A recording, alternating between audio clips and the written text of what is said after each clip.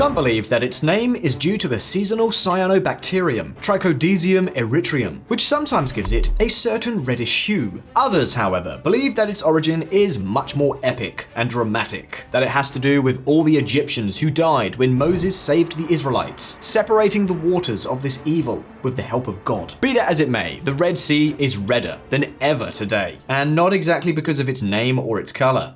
Take a look. Red Sea attacks pose another threat to global economy. Red Sea chaos risks driving up price of goods for global economy.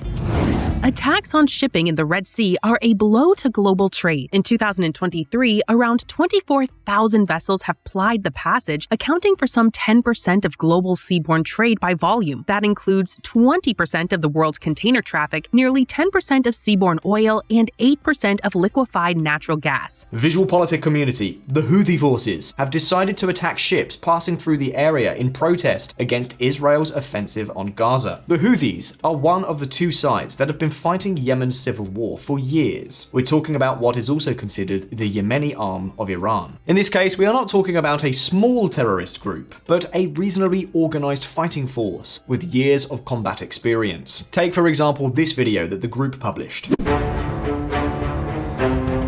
As you can see, we are not talking about improvised rockets or assaults in underprepared boats, but about real amphibious operations. It stands to reason that this poses a serious danger for the commercial ships that cross the Suez Canal in one direction or another. In other words, one of the most important shipping lanes in the world is now under threat. في القوات المسلحة اليمنية بعون الله تعالى عملية عسكرية في البحر الأحمر كان من نتائجها الاستيلاء على سفينة إسرائيلية واجتيازها إلى الساحل اليمني. Some companies are already announcing that they will stop transiting these waters for the time being. World's largest shipping firm, Maersk, suspends Red Sea traffic after Houthi attacks. Of course, as you can imagine, this has set off alarm bells in the West. So much so that many of the NATO countries are organizing a large-scale naval operation to ensure the security of the area. But how is it possible that a Yemeni rebel group is capable of putting one of the world's major shipping lanes on the ropes? Who exactly are the Houthis? And what danger do they pose? In this video, we will answer all these questions. Fire up your engines and let's get started.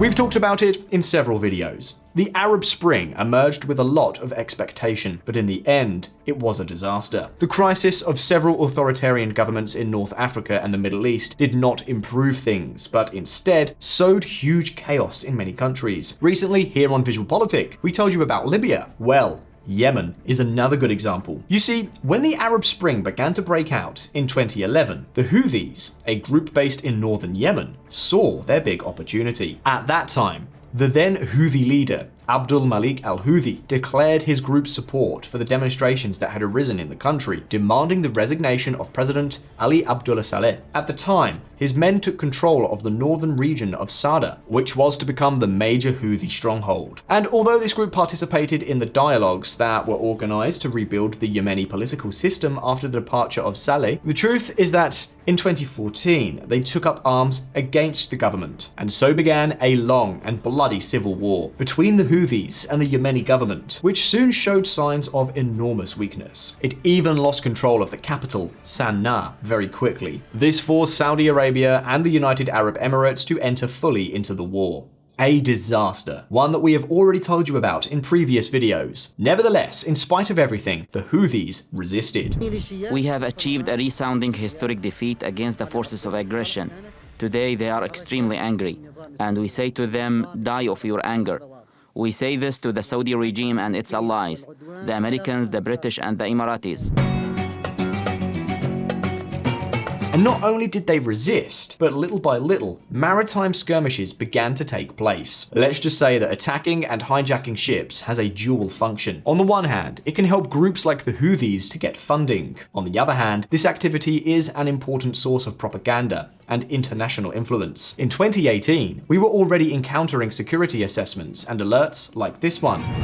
Yemen's western coast falls along the Red Sea, a strategic maritime choke point through which nearly 8% of global trade passes annually, including major hydrocarbon shipments. The Houthis' asymmetric maritime insurgent tactics threaten security in the southern Red Sea, allowing the Houthis and their Iranian backers to challenge their advisories in the strategically vital waterway. At the beginning of 2021, just before leaving power, Donald Trump's administration added this group to the list of terrorist organizations. Something that, by the way, was criticized by the United Nations because it could limit humanitarian assistance in the area under Houthi control. Perhaps because of this request, shortly thereafter, the new Secretary of State, Antony Blinken, reversed the decision. But now, given recent events, things are back to square one.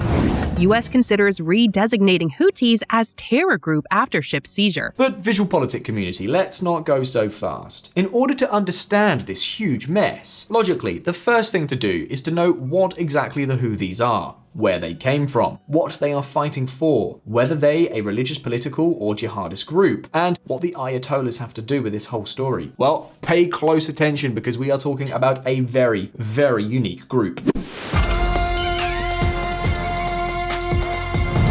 Houthis, a thorn in Riyadh's side.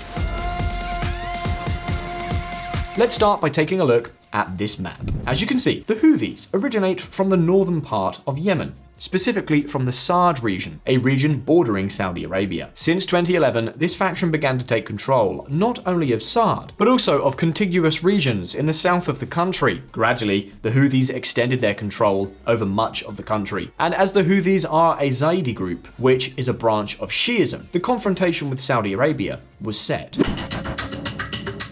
Riyadh understood perfectly well that the victory of the Houthis would have meant that Yemen would become part of Iran's circle of control. And you only have to look at a map of the region to understand why this was a danger. If Iran were to control Yemen, it would not only basically surround Saudi Arabia, but would also control one of the most important trade crossings in the world, the Bab al-Mandab Strait, the entrance and exit to the Red Sea, and thus a necessary passage for trade routes through the Suez Canal.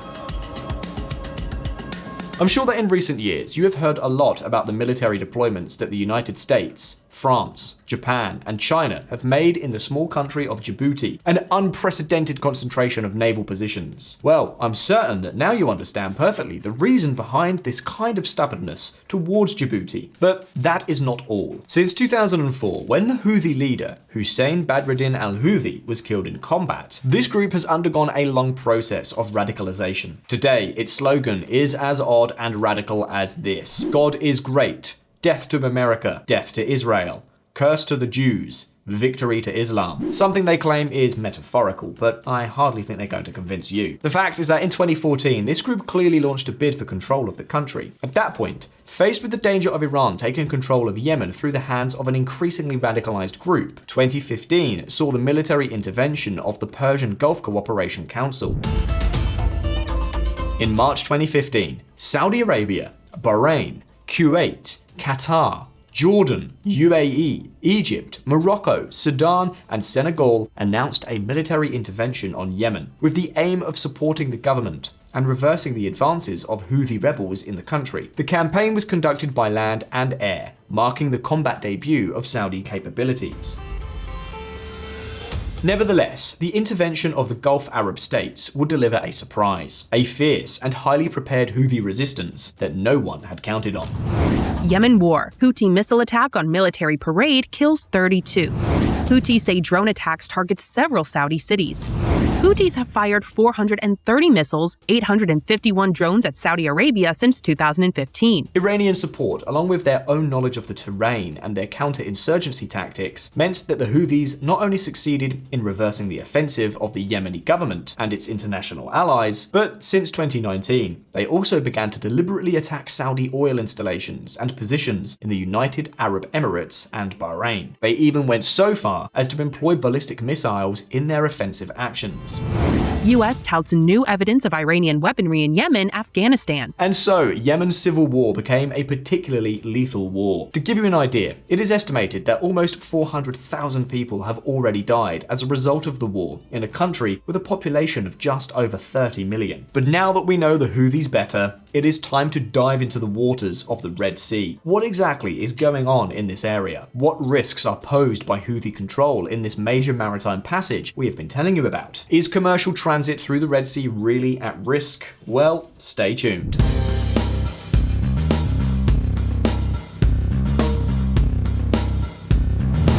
The rebels and the sea.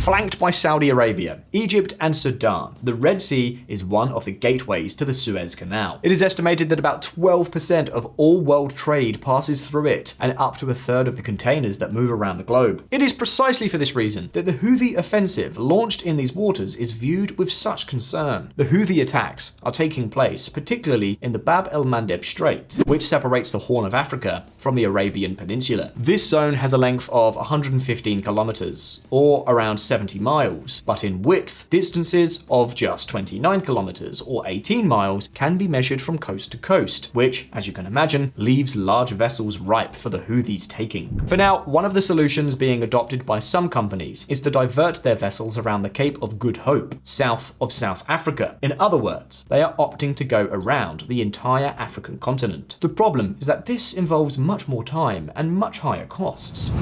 Rerouting via the Cape of Good Hope will prolong transit times by 7 to 10 days, but that depends on where the vessel is when the rerouting decision has been made. Depending on the vessel's location, some may experience an even longer delay of 2 to 4 weeks if they've had to detour from the Red Sea.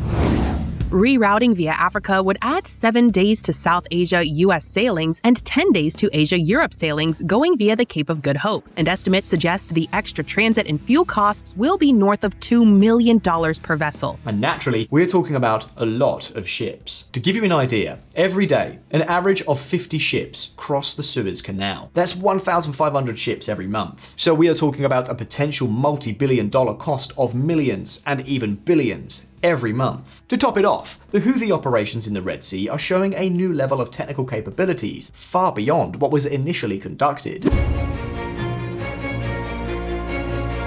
We're talking about the fact that, on top of the previous ballistic missile manipulation capabilities already known, we now add highly complex tactical actions, such as the boarding of a ship from a helicopter, or the management and tracking of commercial vessels in the open sea. In fact, according to estimates by the Washington Institute for Near East Policy, the Houthis likely have at their fingertips limpet mines, torpedo launchers, high-speed boats armed with short-range rockets, and even anti-ship cruise missiles, in addition to ground and air operational capabilities. But take note, because in theory the situation may not only be a problem for global trade, but above all a tragedy for the region's growth estimates. Why? Well, because the Red Sea was generating great expectations for the countries in the area, particularly, of course, for Saudi Arabia. Have you heard of NEOM? Well, there's that.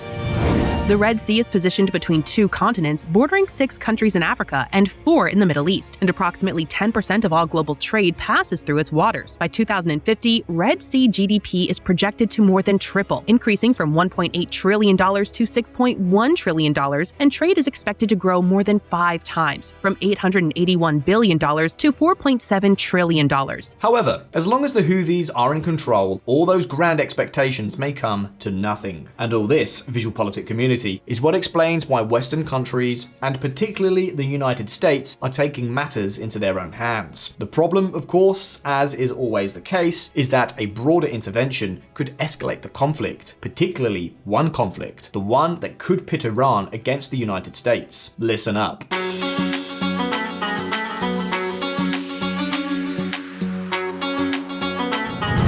A climb in 3 steps.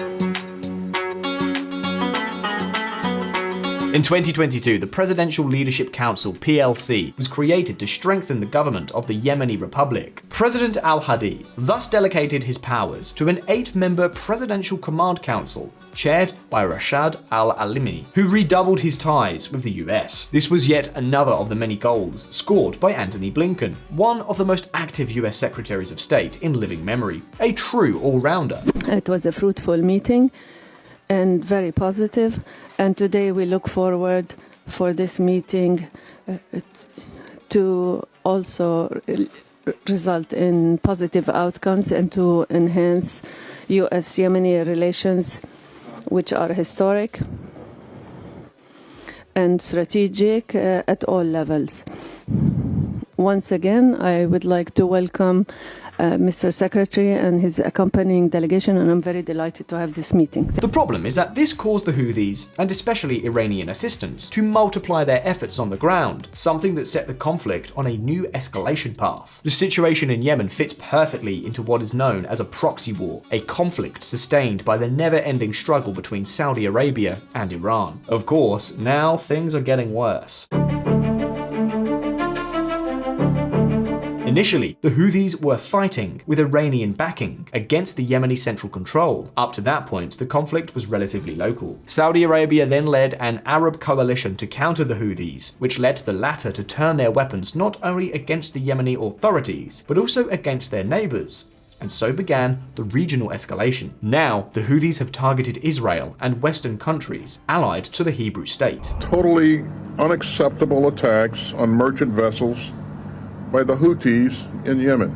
These reckless Houthi attacks are a serious international problem, and they demand a firm international response. To counter this threat, the US has announced the launch of a joint naval operation in the Red Sea called Operation Prosperity Guardian, a campaign involving not only the Persian Gulf Coalition, but also combined maritime forces from the UK, Italy, France, and Canada, as well as Dutch and Norwegian logistical assistance. In theory, the idea of this international force is to restore order in the Red Sea, ensuring at all times that it can be navigated freely. For now, there are no details on how the operations to achieve this objective will be carried out, but it does not take a military genius to understand that this will basically require destroying the offensive capabilities of the Houthi forces on the Yemeni coasts. And it is here that two extremely complex paths open up.